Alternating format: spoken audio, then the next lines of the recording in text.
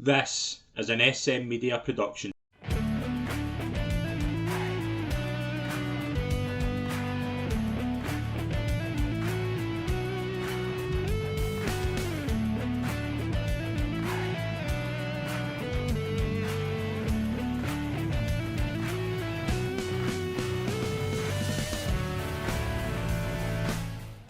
Hi folks, and welcome to the latest episode of the Celtic Report, your exclusive SM Media Celtic podcast. I'm Scotland Pike. It's a pleasure as always to be your host.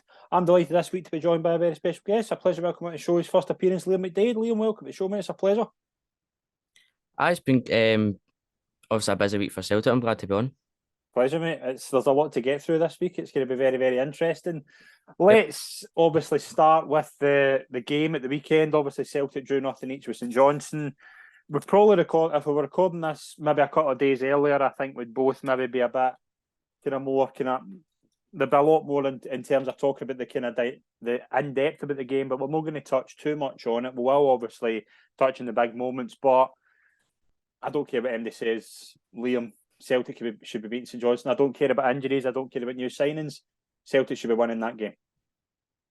Aye, they should be. It was, I mean, the lineup. Even that lineup. St Johnstone are bottom of the league. Their League Cup results weren't good. Was it 4-0 to Stirling Albion? And you go to that team. I know it's a new team, but we should be beating St Johnstone. I fully understand that, and you can see the reaction of the fans at full time. I totally agree with that. But we've got some signs in. We still need them in, but that game wasn't good enough. It wasn't. The lineup was obviously. I think that was the lineup. Kind of a lot of people thought. I thought Yang was pretty good. Yeah. I've been kind of one of the positives. I think of the whole kind of the first few games has been the kind of impact of Yang. Was quite surprised when I was seeing the likes of Home. I thought Home's been quite good. The couple of times we've seen him, I was surprised he wasn't on the park. I think it's one of those kind of games where Celtic could have played all day and not scored. And I think it's obviously St Johnstone. The goalkeeper was pretty good. He did have a good game, but I can't think of a proper concrete chance where I thought that should be. I mean, I keep thinking of the Maeda chance that ended up in the Green Brigade middle row, but there was really no penetration. There was a lot of lethargy, which I just think this early in the season is a worry. It is a worry. You under Ange, you saw that you knew it was coming. Do you know what I mean? You knew kind of the style we playing. Under Rodgers, I'm sitting there thinking, we're not creating much, and you always thought a goal was coming under Ange. You thought maybe, but it didn't. We could have played all week, as you said, and we wouldn't have scored. But that was also down to St Johnstone. It played very obviously defence-wise, but we should be breaking a team like that down. But it's disappointing once again. We know what we're getting though. We are a St Johnstone team. They're going to pack the defence. They're going to make it difficult, but it is the job of Celtic to break them down, and it just never happened. And I go back to Kilmarnock where it was tough. It was a tough afternoon's watch. Saturday was the same. Obviously, the manager's going to get the attention, and I want to have a wee bit in that in the next couple of minutes. But the players have to take a lot of responsibility as well, because as I keep saying, I don't care about injuries. I know that's not the first choice. I don't think we'll ever see that back line again if everybody's fully fit. But there has to be responsibility in the players, because I'm looking at Callum McGregor and I'm not seeing enough. Turnbull, yes, I thought he was really good in pre-season. I thought, he was one of those players who, under Rodgers, would maybe seem to better effect. I'm looking at, I think Greg Taylor's been awful since he came back. Yeah. And Maeda, I think we know what we are going to get with Maeda. I don't think I'm going to out and let me say Dyson Maeda's the best football player in the world. But one thing I'll give you is a great work rate, and it was just not. It wasn't there, and I think getting into a massive game like Sunday, and we'll spend a lot of time talking about Sunday later on, but you need those players firing. Those are your big players, and it just didn't. It is worrying. That's the word we keep going back to. It's worrying, but how much does a player like McGregor have an impact in that? Because he's usually that guy. He's usually the kind of the pivot in the middle. And one thing Rodgers did come out and say was he wanted to see McGregor further up the park. He wanted to see him more in that kind of what it was like when Rodgers was there the first time, and that is a big difference to what the Callum McGregor we have now. But now, the way the season started, when you pick a team in merit, Callum McGregor's not there for me. No, he isn't. And he looked, every time last season, you looked at him and he was always the leading role in the team. Yeah. And I felt that, I mean, he doesn't, I mean, if Callum McGregor's off the game, he looks like everybody else is. Mm-hmm. I think last season, he looks like they're just relying on him, I think. But if Rodgers wants to play him the same role as he did in the first time, I think he should. I think we're looking at a young Benfica player, central midfielder, but Yeah. I think he's quite young, so I don't know if he could fill in that role, especially for obviously the Champions League games. But I don't know. McGregor needs to step up. Of course, they need to take responsibility as well, because as you say, we can't all put it on Rodgers' fault because he can put it up, but he can sign the players and set a style up. But it's the players that have to put it into play. There is one of the things when Brendan Rodgers was first rumoured to be coming back out. There was a part of me, and I've been honest about this, and I'll continue to be honest with this. If results didn't go his way at the start, you knew what was. Well, I'm not saying we're at that stage yet. I'm not saying it's get the pitchforks out stuff. It's not, because Celtic are still above Rangers in the league. Sunday's massive, a huge game. I think it is more looking at kind of Brendan Rodgers and with Ange, and we've seen it. I've watched Tottenham every game this season, and I can see elements of Celtic and Tottenham set up. There's different players, but I can see the setup, what they're trying to do. Liam, I'm looking at Saturday, and I'm not saying we're at that stage now where the pitchforks are going to come out for Brendan Rodgers, because that isn't fair, and he deserves time to turn it around. But I'm looking at the system. I'm looking at the way, the kind of reaction. I thought the booing was ridiculous, to be honest. I think that is nonsense to me. But I'm at a stage where this was sort of what I feared, in terms of if results didn't start great, it wouldn't be long before because a lot of fans have had to find it in themselves to forgive Brendan Rodgers, whether that's fair or not. Aye. But if results don't go their way, if Sunday turns out to be a bad result, it will end up in the manager. Now, I seriously think the players need to step up here, because the players that is, regardless of systems, and that's the players who last season won a treble. Yeah. So you can't put it you can't put it all in the manager, but there has to be a unison between players and manager. There has to be a system that's working. Saturday, I didn't see a system. I just didn't see it all linking together. And I look at Tottenham. The easy comparison is to be Ange's is settled in at Tottenham, but you can see he plays one system. Doesn't matter who it's against. He's going to go to Tottenham and play a certain system. Those players are adapting to it. Is it a case of right now those players are still stuck in that old system? Because right now you need it's games are coming thick and fast. We've got a Champions League group stage right round the corner. It's all going to get pretty wild pretty quickly. It's starting on Sunday. Yeah, it is, and I think it is. Obviously, they have to get used to it. But I thought maybe during pre-season they'd have got that, but of course they've still got the new players and that. But it's true. The players have to step up to obviously the big games, and obviously Champions League as well, coming up thick and fast as well. I thought as well with Boone. I mean, the Green Brigade obviously showed their opinion when Rodgers did firstly come to Celtic, which, as you say, results if they didn't go their way, it was going to they've turned to that. But it all does tone it down to Sunday, and if the players don't step up, we know what's going to come. I know obviously last night obviously Rangers get knocked out, but that's not the point. We can't just say, oh, they're knocked out, they didn't perform really well. We can't rely on Rangers not performing on Sunday at Ibrox. The other thing is obviously transfers, and Lewis Palmer's in, Nat Phillips is in. We're expecting the boy from Benfica to be announced probably tomorrow or today when it's going to go out. But I'm looking at now, and the problem they've got is that there is money there. There's no doubt there's money there, but is it going to get spent? Is it going to get spent wisely? Because the last day of a transfer window, it's always a panic. Now, it doesn't matter who you sign. If you've had targets for months, if you buy them on the last day, it's a panic buy. There's no doubt about that. And I don't think a striker from Brondby, which I don't think is going to happen anyway by the sounds of it, I don't see a big market. And now I'm not saying Pedence might happen, I don't know, but I'm looking at the last day. Is Lewis Palmer a Jota replacement? I mean, obviously we've got Tilo as well, we signed earlier, but apparently he has a step up from those Tilo, and obviously Yang came in earlier as well. But I just don't see. I can't judge them yet, of course, but obviously I can't compare anybody to Jota, but hopefully he can be the next Jota. But it's all obviously to see how he does. But I was expecting a bit more, obviously, because we got the money and how Rodgers and the board were talking. But you never know tomorrow. Obviously, the famous one I can remember is from a deadline days. Obviously, that 2 year ago one we signed Jota and Yakimakis and Carter Vickers. But Yeah. only if tomorrow that'd be the same. But I mean, hopefully Luis Palma can do that. But in that Phillips as well, which we needed to strengthen because obviously the Carter Vickers and Nafroski unfortunate injuries. But I am looking forward to the signings, but I'm hoping tomorrow that we do. Obviously, it will be panic buys, but whatever we sign as, but hopefully it will be, as you say, a striker would be good, but a goalkeeper would be really nice too, because I think going into Champions League as well, Joe Hart, I mean, don't get me wrong, he's had a brilliant career, obviously at Celtic as well, but you seen the end of last season, he was Long making them term, mistakes. no. Yeah. That's the thing. Mm-hmm. That's the thing.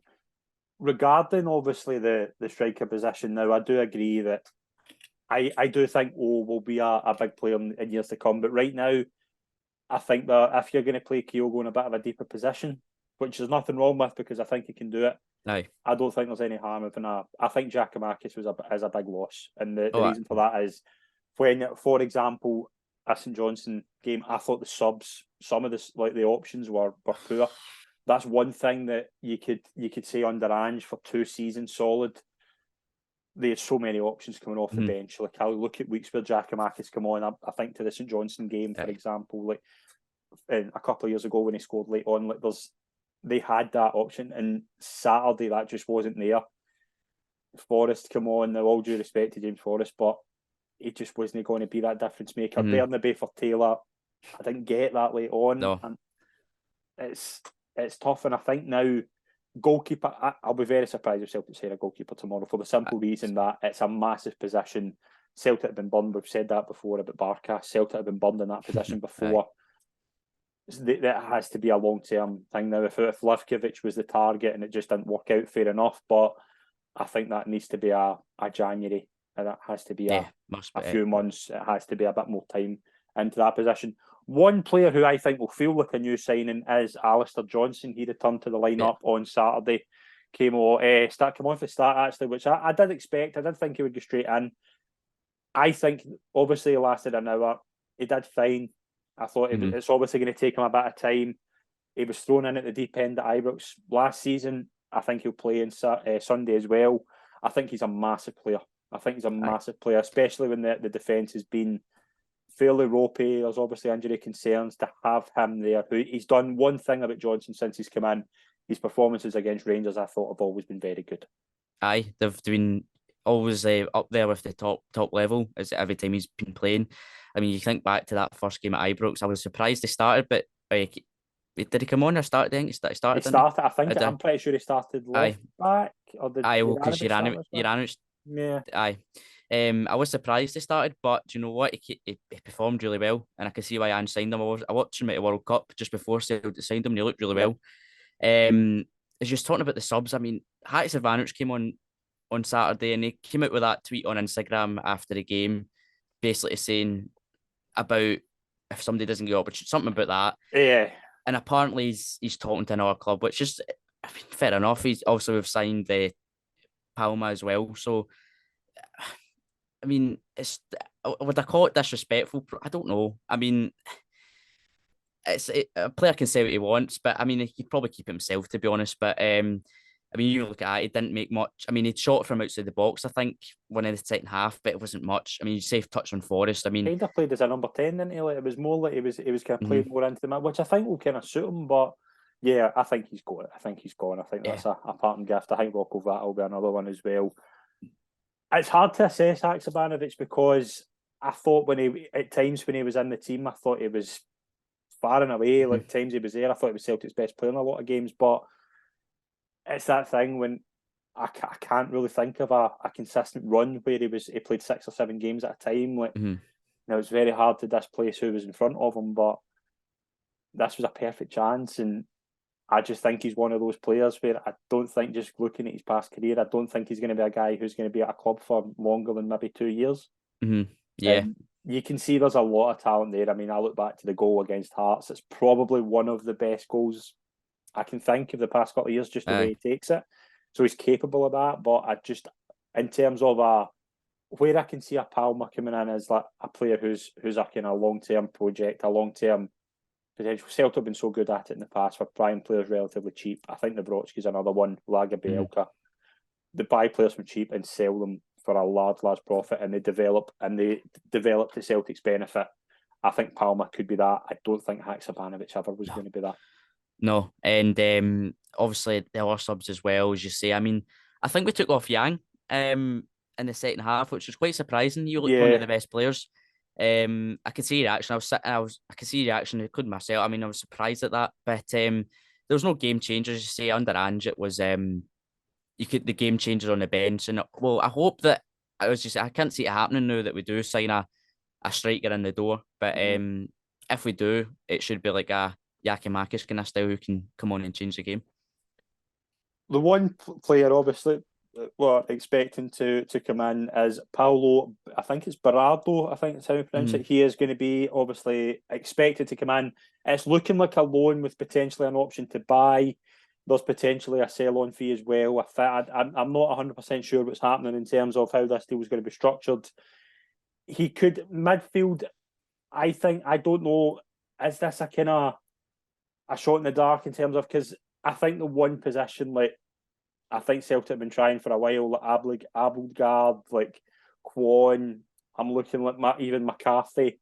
I think Celtic have tried to get a defensive midfielder in for a while, and it just hasn't worked. And now like a Watt is maybe another one. Like, could he be? I don't know if he's a defensive midfielder. I'll be got to be honest. I don't know a whole lot about him. I don't know if you do too. But no, what this says to me is exactly what you said earlier. Like, is this a chance to maybe free up McGregor down the road? And I don't see anything wrong with that. And it's not like Celtic, but a Benfica youngster coming to Celtic hasn't worked in the past. So it makes a lot of sense. It's one of those I expect to go through. Yeah, and as you say, Jota and Jota, we've obviously done the same with Jota and obviously like Carter Vickers as well. So, I mean, there's nothing really in a way to lose because we've got on loan. And also it will probably potentially free up that space for McGregor to move forward. And we've seen under Rodgers' first time it worked really well. Also, it was different because also it's Scott Brown back there, but I mean, it still will hopefully work because we have seen in the past from Benfica it's worked out really well. Matt Phillips is in the door. I think he'll play. I think he'll play next to Lagerbielke on Sunday. I think that has to be not that I thought Liam Scales had a bad game, but I just think that's a huge occasion. And I think Matt Phillips, again, he's a player that has been kind of floating about. He's never really been able to force himself into the Liverpool team, but he's one of those where I think it's a smart piece of business just for I think it's a stopgap because hence the 6-month loan. I think Nawrocki, Lagerbielke, Carter Vickers, I think it's 2 of the 3 of them, to be honest. And you might have like a Welsh as a 4th choice, which again I wouldn't have a problem with either. But makes a lot of sense. Obviously, there's big injury concerns. He'll go straight in. And his family, are you aware of his family experience in these type of games? No. His dad played for the other side, Jimmy Phillips. Yeah. So it's very interesting. I don't think there'll be many Christmas dinners that'll have two members of the family playing for different sides of that particular game. But yeah, I mean, it's one of those that just makes a lot of sense. It's a good addition for this for a few months. Yeah, it's you talk about the deal. It's up until January because obviously they'll both be out for 2 months, so it's not really. I wouldn't expect them to sign a permanent deal. As you saying. It kind of just all makes sense, to be honest, with Carter Vickers and Nawrocki out as well. But that's a smart bit of business from Celtic. He's had obviously good experience as well, 26, and he's brought him up, so I think he should be starting on Sunday with Lagerbielke. I think it's nailed on to. I think the team kind of picks itself. Now we'll do a Rangers preview later, but one player who's going, I'll be astonished if he's still here, is Albion Ayeti. Yeah. It's just been a disaster. I think that's one of those. Yeah. Get him out the door. Just doesn't matter. It's been we'll put that down in the F category. Aye. I remember sitting there just talking about because he came from West Ham. It was a decent fee, and he looked like a decent player. But obviously, it's just they scored that goal. I can remember that late goal against Dundee United, and then it came all right. I think he scored 2 goals against Hibs, and then it just went downhill from there. And you know how that season went, but I think his career's just. I think we played him once under the first season under Ange. He scored against Ross County. We were struggling for injuries then, so you can obviously Kyogo was out as well. So, but it's just a player that we just need to move on and just kind of need to move on with the that, and obviously pretty much like that Barkas as well. So I think it's one of those you just get something back and move on. And Sorrow, I think, is another one. I think there will be those wee things in deadline day where you'll hear like Brøndby are in or something like that. You'll be something like that. But overall, it's going to be an interesting deadline day. Left back seems to be a position that now the problem you've got with left back is if Celtic bring in a left back, there's going to be Greg Taylor, Bernabei, and then another one. That's three players. Obviously, Bernabei was a big outlay. Greg Taylor was good under Ange. I don't think he fits Rodgers' system. I'm already going to die on that hill. I think he's going to struggle to fit that system because the way that Ange wanted his fullbacks to play suited Taylor. Brendan Rodgers, I don't think it's going to suit. I'll be surprised. I think there'll be chat of a left back maybe overnight. I'll be surprised if a left back certainly isn't mentioned. Yeah, and I think there was talks from I seen it on my phone that Celtic was one of the positions they needed, and I'm very surprised you say if we don't see a left back in the door, whoever that is, we'll obviously need to wait and see. But I mean, Bernabei came on, and I just don't. I see in pre-season as well. I just don't see where he can potentially fit. Also a backup, I suppose, but I've just never properly rated him under Ange as well. Maybe just never got a chance, obviously, because of Taylor, but I've just not seen what he can bring to the team. He was one I thought Rodgers would, like, the way the Rodgers kind of man management would kind of, because obviously that's well documented. I don't think he's got the best of attitudes off the park, but maybe even on the park as well, because I thought at times he's been rash. He looks very raw. I thought he was one of those that Rodgers would get the best out of, and still early days, he still might, but I think the fact that there's talk of a left back and there's been chat of a lot of money going in a left back says to me that I think Brendan Rodgers doesn't fancy either of the two of them. No. And that tells you everything for me. That does. Probably our position as well, but it tells you a lot when you you bring a Forrest on and stuff like that at the weekend as well. It kind of tells you a lot about who he does rate and who he doesn't so far. You can also kind of tell in pre-season as well. He's trying to sim players as well. But it will be interesting, obviously, overnight as well, to see who will come in the door. We did have the Champions League draw is out today. We're just recording it about an hour after it took place. Feyenoord, Atletico Madrid and Lazio, some old rivals there. Lazio obviously from the past. Atletico Madrid, there's a historic game there. Feyenoord, the Henrik Larsson derby. Overall, when I look at the groups, and that was the one where I thought, I can see it being it's tough venues, but that's an exciting group. I'm not going to get on a limb and say Celtic will get through it. I don't know. It's too hard to say because I think there are 3 really, really good sides in it. But I think it's an exciting draw. I think it's good away days as well. It is. And obviously, I was looking at the groups as it was going out, and we could have got a Group H, a Barcelona, and I was looking at one. It was PSG, Borussia Dortmund, and I can't remember who else was in it at that time. But it was looking. I was like, no, don't use. Every group's a challenge, but I was like, if we do get that, it's going to be a couple of weeks, good weeks for that one. But listen, the Atletico Madrid, Diego Simeone, I love him. I love him as a manager, but Feyenoord as well. But there's games out there you could win. We did say that last year, obviously, but you can't underestimate. We underestimated Shakhtar Donetsk, I think we did. So we can underestimate, obviously, if you want to call it the lesser, bigger teams, if you want to kind of call it in the group. But it'll be tough games. The one that you were referring to was PSG, Borussia Dortmund, and AC Milan. Newcastle get that. I think that's a group of groups. I think that could be amazing. Yeah. Also, there was other ones as well. Look, I'm looking like Napoli, Real Madrid, Braga. I don't think that would have been great. Seville, Arsenal, PSV probably wouldn't have been great either. But it's not.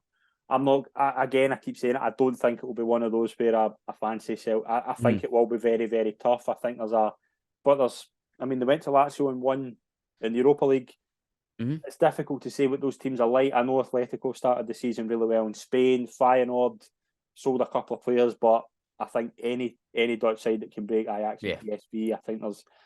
I do think this will be really, really good. I'm very excited about this group. The matches will start on the 19th of September, and we will have coverage of every game. We'll have coverage, so post-match reaction of every game. So tune in for that. We have a massive game to talk about on Sunday. It's the first game between Rangers and Celtic of the season at Ibrox. It's going to be big. Let's do the Brendan Rodgers. Let's look. I think the back five picks itself. So we agreed on Hart, Johnson, Lagerbielke, Phillips, Taylor. Yeah, aye. Yeah, I think that's. Matt O'Reilly's been the subject of bids from Leeds. I think it will take a massive sum of money to sell him now. I don't think it will happen. But it came out Celtic rejected 10 million a day. 10 million apparently, yeah. I think it will take a lot more than that. McGregor, O'Reilly start. Who's the third midfielder, do you think? Does it go with Turnbull? Does he play home? Does he? I think that's the big thing. That is a big one. I would personally go for home.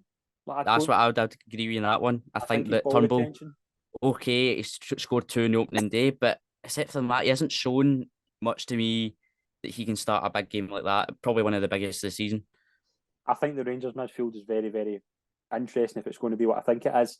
I think a player at home, his ball retention, his technical ability, I think will be good in that. I don't think you need Turnbull and O'Reilly together in that type of game. So I think it'll be home. I wouldn't be overly surprised if he maybe looks down the line if he's going to get a centre midfielder in, like if it's the boy Bernardo or whatever it is, if he goes straight in, that wouldn't surprise me. Yeah. But right now, I think it will be McGregor, Home and O'Reilly, and I wouldn't be surprised at that. Front three, I think it will be Abada, Kyogo, Maeda. Yeah, I think it will be Abada's experience in this game. Maeda's work rate, Kyogo picks himself. Yeah. I just think Abada's history in this game. Now Yang could go straight in. I don't think any Celtic fan would say that Yang isn't warranting another place, but I just think Abada, particularly if Barisic plays, I think Abada will be probably the one he goes with. Yeah. And also especially I think he's set for new contract talks and all. Yeah, so big talk of that over the past couple that's of good days. as well. Big investment as well. Obviously. Of course, you signed him. Was it 19, 20? Yep. Oh, dead young age as well. I remember sitting there watching his first game. I was like, was it a Michelin game? Yeah. He scored right. You could see right away what kind of sign it was going to be. And obviously the Rangers game at February, that was just incredible. His movement's incredible. He had a field day that day. Yeah. It's a bit like Kyogo slightly with his movement. Barisic had no clue where he was. If he does, obviously Barisic does start, I expect Bada to do it start. Big talk was also that if Palmer's brought in, should he start? I mean, it's a big risk bringing him into a game like that. I don't think it should be, because if we do go on that route, it might be, story to tell of his career. It's a big game. It's the thing as well. Obviously, we don't know. He has, by all reports, he started the season well in Greece. It's more a case of, as you say, I think it is a massive occasion to throw somebody in. I think defensively it's fine because of the injuries, but we've seen in the past, I think players can struggle in that game, and particularly from an attacking end. How many players have you said, they went in on their debut, particularly in a forward line for both sides, and they've done well? So I certainly think he'll come on. Yeah. But I think he goes with what he knows. I think because of, not that I'm going to say, like, if Rangers beat Celtic, I don't think it'll be a case of, Rodgers must go. I don't think it'll be that at all. But I think there is pressure on him to get that result. And obviously that started Kilmarnock last week. Of course, it's not good, not nice to see your team going out early this stage. But it's also, we haven't been out since that Ross County game in that Neil Lennon season that early. But I think the pressure has been building, obviously, from a section of support as well. In Sunday as well. I don't think we've rejected the tickets, so it will be an atmosphere there. Massive game. And I think that we need to go with the players need to take the pressure and put a performance out there, a statement for Rodgers and the fans, of course. Right, give us a prediction. How do you see the game going? I'm going to sit on the fence because I never usually get these games right. I always go draw because it's very tough to call them on both sides. But I do think there'll be goals. That's one thing I'm going to say. I think both defences are really, really weak. And I think there'll be goals in the game. Aye. Well, coming from last night in Eindhoven, I think that of course, there's going to be goals. And obviously Celtic's defence as well. Also, I've seen that Phillips, but we don't know that partnership obviously yet with Lagerbielke. But so it will be interesting. But obviously I've still got to back Celtic, but it is going to be tough. It's at Ibrox. It's it's either going to be like the one in January last year, where was it, or this year was it? One Kyogo scored late on the 2-2 draw. Yeah. It's either going to be that, I think, for me, or it's going to be an absolute goal fight. I think it depends who starts the best. But I'm going to go 3-2 Celtic, back like it 1-1. I could be totally wrong, and Rangers could be flying with it, but I think we might see a good goal fest on Sunday. It's going to be a very intriguing game, and obviously we're going to have post-match reaction on the podcast next week. We are on Friday morning, before this goes out, we are going to have a special interview with my Greek journalist about Lewis Palmer, and we'll have a preview on Sunday on the website on the Sunday's game, and obviously we'll have in-depth reaction after that. And we're going to wrap up the show there. Liam, thank you very much for coming on, mate. It's been an absolute pleasure. Pleasure coming on, mate. Brilliant. Thank you very much. And thanks very much to everyone tuned in. Please follow the Celtic Report on Twitter, or X now as it's called, Facebook as well, and Instagram. And we'll see you all soon. Cheers.